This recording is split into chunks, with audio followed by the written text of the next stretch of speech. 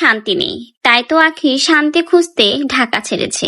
হঠাৎ করে কেন আখি কক্সবাজার গেছে, এটাই সকলের মনের একটাই প্রশ্ন। শেষমেশ আখি সকলের সেই প্রশ্নের উত্তর এবার নিজেই তার পোস্টের মাধ্যমে শেয়ার করেছে। কেন আখি ঢাকা ছেড়েছে আপনি জানেন কি? যদি না জেনে থাকেন তাহলে অবশ্যই আমার আজকের ভিডিওটা দেখে আপনি আখির ঢাকা ছাড়ার আসল কারণটা জেনে নিতে পারেন।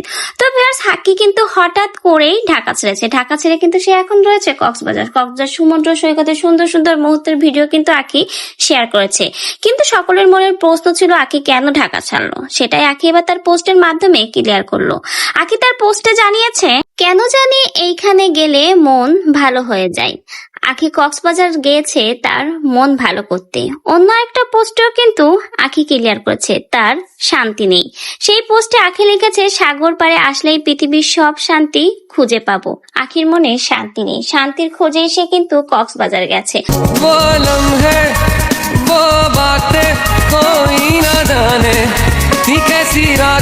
তো ভিউয়ার, যাদের মনে প্রশ্ন ছিল, কনফিউশন ছিল, হঠাৎ করে কেন আখি কোনো ইনফর্ম ছাড়াই কক্সবাজার গেল। আগেরবার তো বান্দরবন যাওয়ার আগে আখি ঢাকঢোল পিটিয়ে গিয়েছিল, কিন্তু এবার কাউকে না জানিয়ে নিশ্চুপে কেন চলে গেল কক্সবাজার, তাও আবার রমজান মাসে।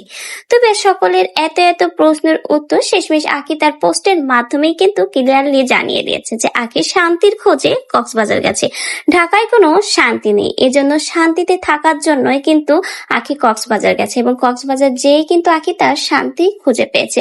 বোঝা যাচ্ছে আহাদ আর তিশা তাকে নিয়ে বর্তমানে যে তাল বাহানা শুরু করেছে সেটা থেকেই বাঁচতে ফ্রেশ মাইন্ডের জন্যই কিন্তু শেষমেশ আখি কক্সবাজার গেছে এবং কক্সবাজার যেয়ে কিন্তু অনেক সুন্দর মুহূর্ত কাটাচ্ছে এবং তার মন যে এখন বর্তমানে ভালো সেটা কিন্তু আখির সেই সুন্দর মুহূর্তগুলো দেখলেই বোঝা যাচ্ছে।